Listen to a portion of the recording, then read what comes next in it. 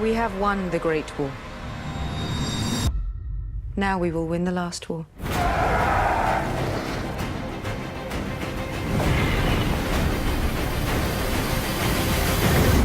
We'll rip her out root and stem.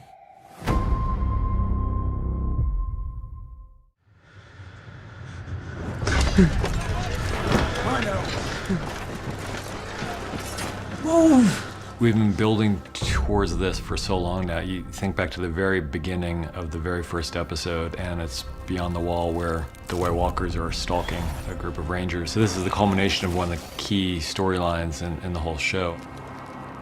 And this is for everything. We've been talking for a long time how the Night King's forces have been growing in power, and most of the living have been kind of openly disdainful of the threat, and now there's no choice but to fight it.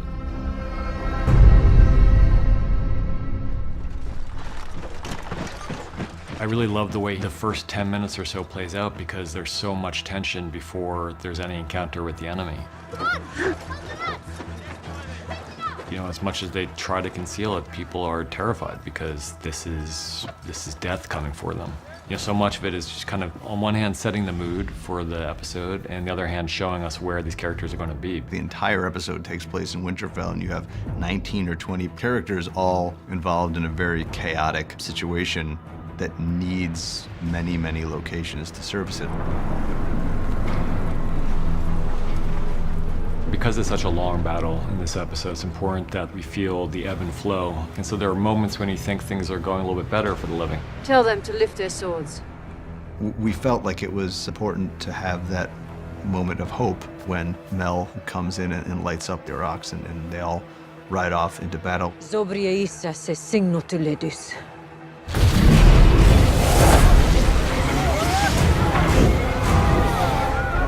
We wanted our characters to feel like maybe this is all going to work out. Maybe things are all going to be okay. We've seen how devastating a Dothraki charge can be just with their regular swords, and now when they're galloping into combat with flaming Araks, it's what could possibly stand against that? What they see is just the end of the Dothraki, essentially. They have a plan, and it's important to wait for the Night King to reveal himself and then have two dragons against one dragon and a really good chance of defeating him. One thing that they couldn't have foreseen was Dany's reaction to seeing the Dothraki decimated. Jon is the person who wants to stick to the plan, but the Dothraki aren't Jon's. They're not loyal to Jon, they're loyal to Dany. And I think that Dany can't bring herself to just watch them die, and so the plan starts to fall apart the second she gets on her dragon, so he does too, and then we take it from there.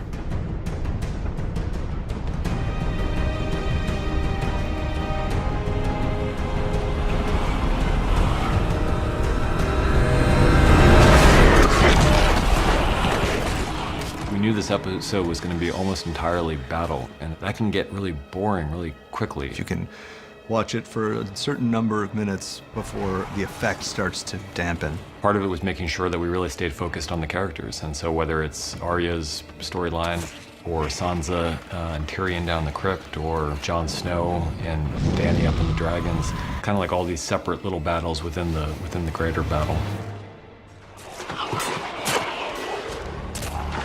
Lyanna Mormont was supposed to be a one-scene character, and then we met Bella Ramsey, and we realized that we would not be doing our jobs if we kept her as a one-scene character. My mother wasn't a great beauty or any other kind of beauty. She was a great warrior, though. She died fighting for your brother, Rob. We knew that you can't give a big death to everybody who dies in this battle, because which would have been too much. But there also, if she were to die, there was no way to not make a moment of it. So that's where the zombie giant comes in. It just did add a whole level of complexity to that moment that I'm sure a lot of people would have been okay with not having there if we had demanded to cut it. But I think they also understood why we needed to give one of the strongest, smaller people in the show a chance to go out taking down one of the strongest, larger things we've ever seen in the show.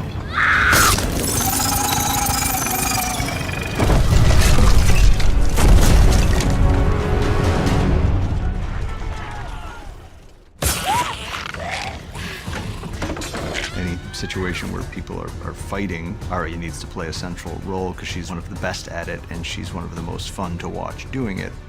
Even for Arya, she can't take on a horde of whites by herself, and especially when her head gets smacked, she's no longer at 100%. It's just about survival at that point. Otherwise, she's completely unstoppable, and she never loses her cool, and that's amazing, and it's a lot of fun to watch, but it's one note. So we decided that almost rewinding the clock on who Arya Stark is to back before she became the sort of magical figure that she's become would really be interesting. It would also give us a chance to change up the nature of the story we were telling. We talked about Winterfell as kind of the home for the show, and one of the things that always struck us as a horrific aspect of this is that these hallways and rooms where we spend a lot of good times and quiet times with characters that we care about has now become a horror set because it's been invaded by undead soldiers. Before that point, there's sort of an agoraphobia to the whole thing where you're in this giant, wide open space, and everywhere you look, there's something that could be coming to kill you. Once you get inside Winterfell, everything contracts and the walls literally start to close in around you, and something is there in the dark with you, but you don't know exactly where it is. And we thought that the pace change and the tonal change, it was really important to have that in this episode. Otherwise, the episode would start to feel monotonous. Dracarys. We thought it was important that whatever the plan was, that it not just work out, because that would be kind of dull. While there's no reason to know for certain that the fire wouldn't kill or destroy the Night King, there's also no particular reason to believe that it would. And then a few moments after this happens, the Night King brings them a whole new, larger undead problem by taking all of their own who have been killed in the course of this battle and turning them into the enemy. I mean, we talked about various endings for Jorah for a long time, but you think about Jorah from the very first time we met him, he was with Dany. And from that time, he's been mostly by her side. Part of Jorah's tragedy is that he was in love with a woman who couldn't love him back, but he's accepted that for quite a long time. And at the same time, he was going to fight for her as long as he could and as well as he could. There had never been a moment where she more needed someone to fight to protect her than this moment. And if he could have chosen a way to die, this is how he would have chosen to die. So it was something we thought would be powerful to give him.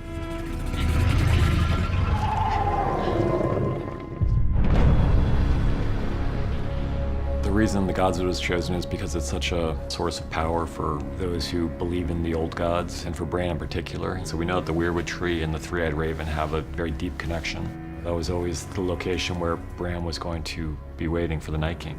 I just want you to know the things I did. Everything you did brought you where you are now. Where you belong. Home. It's not like the show is entirely about people redeeming themselves and then it's all over. But if the canvas is big enough, there are spaces for those redemptive moments. I think what was really important for Theon at the end was hearing that thank you from Bran, because Bran knows what's going to happen. Theon.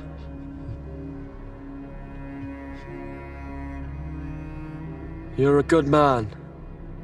Thank you.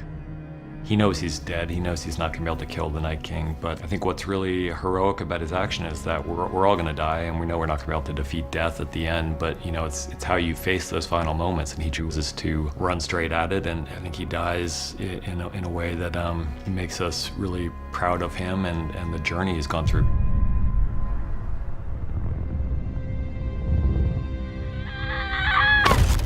For God, I think it's probably 3 years now or something, we've known that it was going to be Arya who delivers that fatal blow. She seemed like the best candidate, provided we weren't thinking about her in that moment. One of the great things about having this many people you care about in a sequence together is that you can kind of pull people's attention and focus to people that they care about a lot, like Jon and like Dany, Theon and Bran, not to mention Tyrion and Sansa in the crypt. So you're going all over the place with people who you're desperately worried for, and hopefully you forget about the fact that Arya Stark ran out of that castle with the battle drums playing and going towards some purpose, and we don't know what until it happens. We hope to kind of avoid the expected, and Jon Snow has always been the hero, the one who's been the savior, but it just didn't seem right to us for this moment.